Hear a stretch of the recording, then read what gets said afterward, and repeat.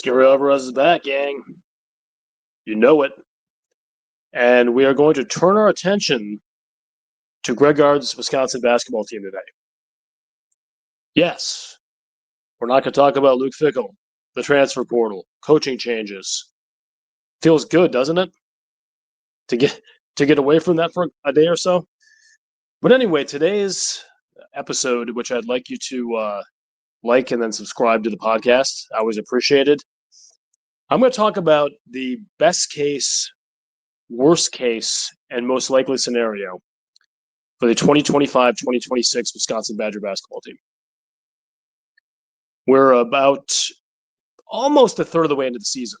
So I feel like we've had that wait and see period now where we can kind of assess the rotation, how things are shaking out, how the recruits look, how the transfers look, and make sort of a more intelligent, more reasoned analysis heading into the Big Ten season. As it sits right now, Wisconsin is 1-0 in the Big Ten because they do this kind of strange thing where you play Big Ten games in December and then play non-conference games and all that stuff. But yesterday, Wisconsin just rolled Marquette, which was always nice to see. So Wisconsin sits right now at 7-2. Probably will not be in the top 25 when the new poll comes out Monday, but is close, kind of in those next 5-10 teams. So here we are. We're going to go best case, worst case, most likely scenario. We, as we often do, start with best case. And let me do a quick explainer here. When I say best case, or worst case for that matter, I do not mean the mathematical best case or worst case. Best case, they get on a heater, win the national title by 30 in the championship game. Mathematically possible, highly unlikely.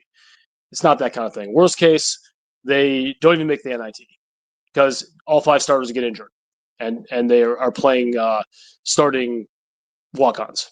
Again, we don't. That's not the range we live in. We live in the 80% in the middle. So the best case scenario for this team, and you can have health be a part of it. So I'm going to presume good health as the season goes forward.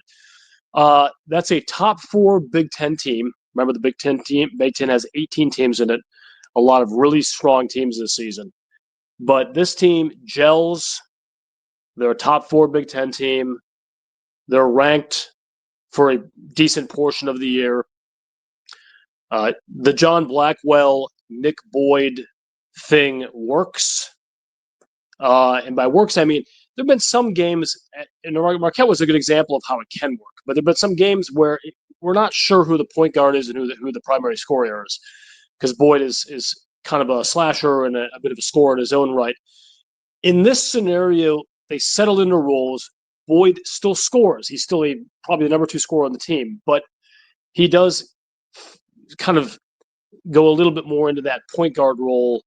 The assists are up a little bit, and obviously scoring is spread around because there's a ton of scorers that can beat you on this team any given night. Winter, Rhodey, we can do it that way. Bielowskis, Rapp, they're scoring all over the place. But this team settles into a place where the alpha dog is John Blackwell. The team point guard, leader, steely rock in the backcourt is Nick Boyd, and things work out really well. If this team hits its ceiling, which is the best case, this is a Sweet 16 team, guys. I mean, as we've seen from very recent years, your matchup and where you play makes a huge difference. But if this team gels together, hits its upside, and stays healthy, this is a Sweet 16 team that can knock on the door of the Elite Eight. Again, is it mathematically possible for them to be a Final Four team? Yes, but I'm trying to speak in realistic best case terms. I'd probably cap it at Elite Eight, but look at Sweet 16 is very realistic, and anything short of that under the best case would be disappointing. Now we turn to worst case. Yeah, I did that. This is a team that has some injuries. And again, my worst case, best case, all these, as I mentioned at the outset, it's not presuming a bunch of guys are going to tear ACLs. I'm just saying, like, injuries become an issue, even if they're short injuries. So they're having to dip into their depth more than they had anticipated. The offense doesn't gel like we had hoped it would with the roles with Boyd, Blackwell, and some of the other guys. The mouths want to be fed, and they're not fed in the way that they like.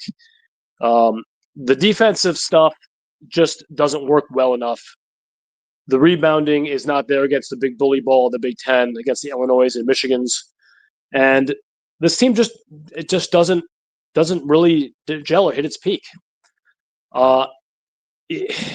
Where I understand it's possible this team doesn't make the NCAA tournament under a worst case scenario. Under my worst case scenario here, dealing with the middle 80%, this is a 10 seed come March, middle of the pack in the Big Ten, but one of the last teams that gets in the tournament from the Big Ten.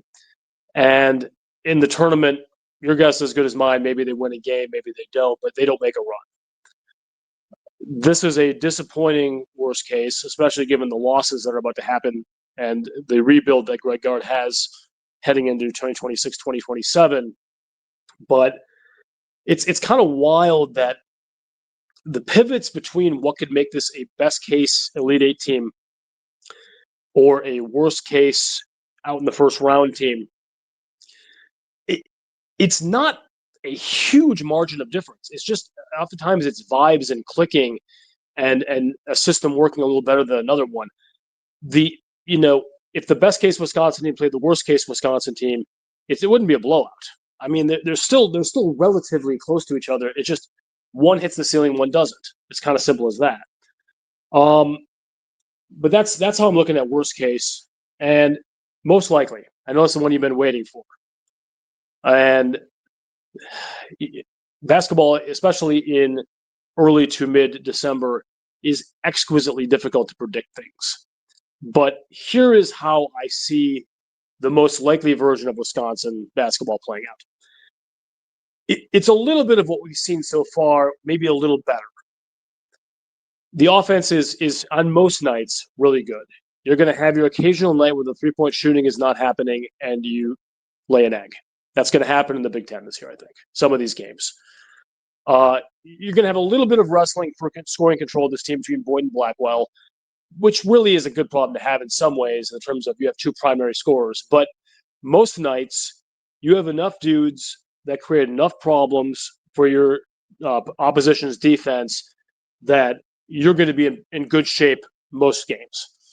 I see that the high upside versus the worst case, this is in the middle. The most likely scenario, this is a top 6 Big Ten team.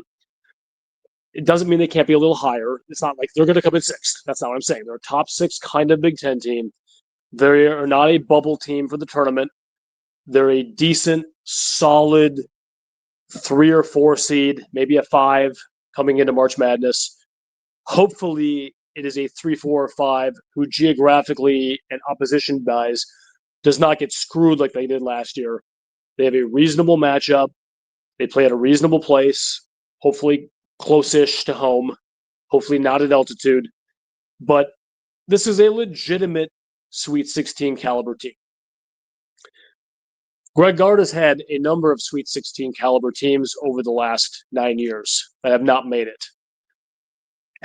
Every year is isolated from every other year. I don't want to fall into the fallacy that, well, because you've had so many Sweet 16 caliber teams, statistically speaking, eventually you're going to make one of them. But 2025, 2026 has nothing to do with 24, 25. They're independent of each other. But I think eventually, especially when you have a quality team that has the pieces and a really good offense, this is totally reasonable to think this is going to be the team's going to break through and make it Sweet 16. So if you're asking me what I think the most likely scenario is for this basketball team, the way I see it developing at Wisconsin, a Sweet 16 berth. The most likely scenario was not an Elite Eight berth. The most likely scenario was not losing in the round of 32 or in the first round. I think this is going to be a very fun team to watch that is going to be frustrating at times, that will have mini slumps sometimes in the Big Ten season. There are a couple stretches where I think I could see them losing 2 or 3 games in a row. It can happen. But it's going to be a well-coached team with an entertaining up-tempo system who, depending on if they can utilize the pick and roll, if these guys can settle into the spots that they need to settle into, and if the defensive intensity and execution can be a little better than what we've seen here in the first 9 games of the season. It looked really good against Marquette, I think, in large spurts of that game. I think there were some breakdowns, but that was a really impressive win over Marquette. That's not a great Marquette team. I think we all know that. But you still got to go in and get it done. So the really solid 20-point home win over Marquette gives me more confidence, probably not a ton more, but more confidence than I would have had in my most likely outcome. That's a Sweet 16 team from Wisconsin who finishes really, really solidly in the top 6 of the 18-team Big Ten, has some good stretches this year, has a couple mini slumps, but is a quality team that's going to put some guys on the All Big Ten teams. I think Blackwell and Boyd and maybe Winter are going to find themselves somewhere in those top 3 teams. And it's going to be a fun, entertaining team to watch. And by the way, as I explained, there's nothing that I'm saying now that says this team cannot, will not, and should not go higher than the Sweet 16 level.